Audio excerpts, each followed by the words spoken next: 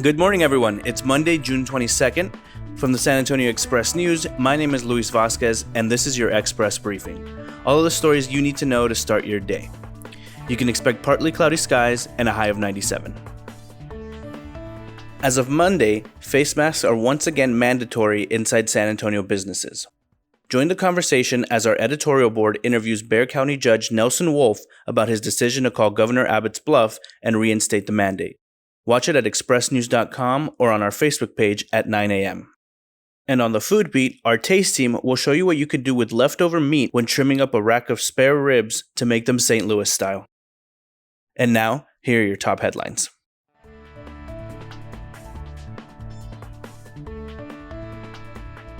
Months after San Antonio identified its first coronavirus case, the approach to treating COVID-19 has evolved.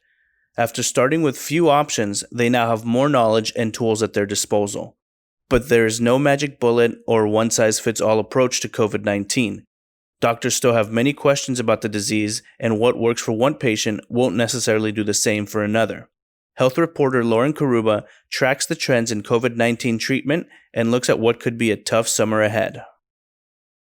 For the first time in almost 3 months, Jill and Asher Lewis were able to take their 2 children on an outing away from home by spending Father's Day at the newly reopened Six Flags Fiesta, Texas. "We normally come to the water park every Sunday after church," Jill Lewis said. "It's nice for them to be outside doing something normal." The park reopened Friday to members and season pass holders. It opens to the general public on Monday. Richard Marini was at Six Flags Fiesta, Texas on Sunday to see the safety protocols in place inside and outside the park. For Ali Pettis, the line in the carnivore sand came when H-E-B decided to impose a limit of 5 meat items per trip in May. Her household, which includes her husband and 2 sons, eat a lot of meat, and she wanted a secure supply. She bought eggs from Pure Pastures of Canyon Lake at the Pearl Farmers Market, but she was so conditioned to buying meat at the grocery store, she'd never thought to look elsewhere, until she had to. Chuck Blunt explains the unexpected side effect of the coronavirus pandemic.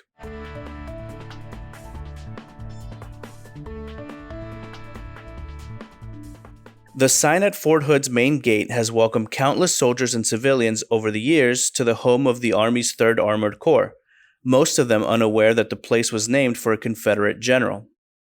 All but one of a dozen people interviewed in and around Killeen in recent days, including African Americans, said Fort Hood should remain Fort Hood.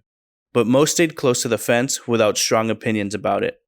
Military reporter Sig Christensen examines the history behind U.S. Army posts in Central Texas and the arguments for and against recognizing Confederate soldiers. Next up are your need-to-know headlines. You can find all of these headlines and more in your Express News subscription.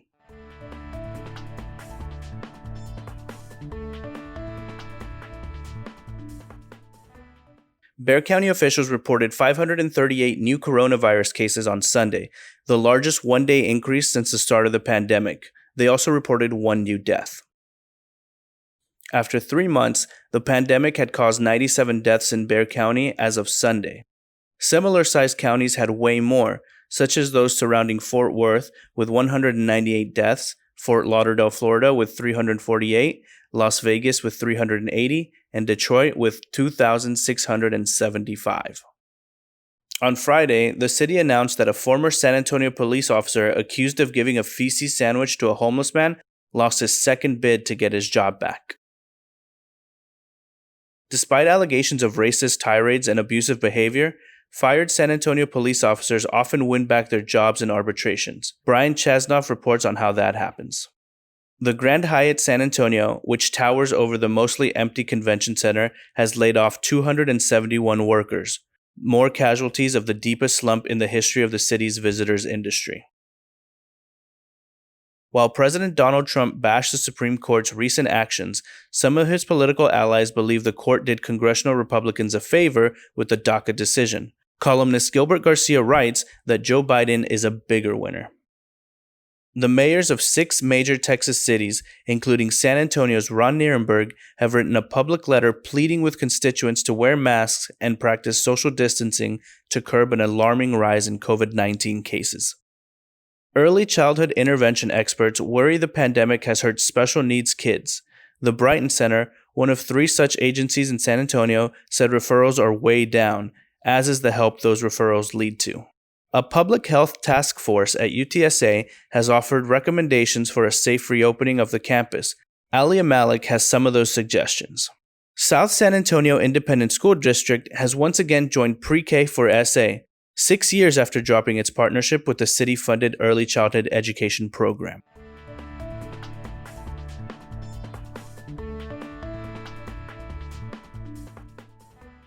On the same day in 2018 that Garrett Siemens was scheduled to give his father, Matthew, a life-saving bone marrow transplant, he gave him a different, unexpected gift, a baby granddaughter. At one point, Matthew was given a 20% chance of survival. Diego Mendoza Moyer tells the story of how the family came together in tough times. All right, next up is the fun stuff.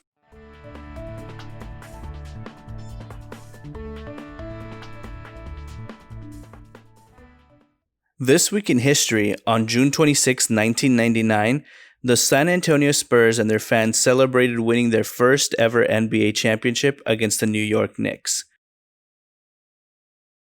If 2020 is remembered as a year in which athletes used their voice like they seldom had before, it will mark the culmination of a change that did not occur in one night or in 1 month or during one quarantine. Mike Finger looks at some of the most prominent recent examples that the era of shut up and dribble is over. There's cautious optimism among some of the area's black high school coaches that the enlightenment raised since the death of George Floyd could lead to widespread racial equality. Meanwhile, here's what UTSA football coach Jeff Traylor and the San Antonio Spurs are doing. Dio's Tex-Mex restaurant is now open on San Antonio's northwest side with puffy tacos, nachos, tamales, and more. And for the kids, the Duseum has a pencil pouch made from duct tape. It's a project adapted from their Maker Fashion Camp. Food writer Mike Sutter went on the In-Depth podcast with me to discuss the state of San Antonio restaurants during coronavirus and more. And this was your Express briefing for Monday, June 22nd. My name is Luis Vasquez. Thank you so much for listening. Consider becoming an Express News subscriber to get in-depth coverage on all the stories you heard today. Also, be sure to rate and review this podcast in your Apple Podcast apps as it really helps the show. Have a wonderful Monday, everyone.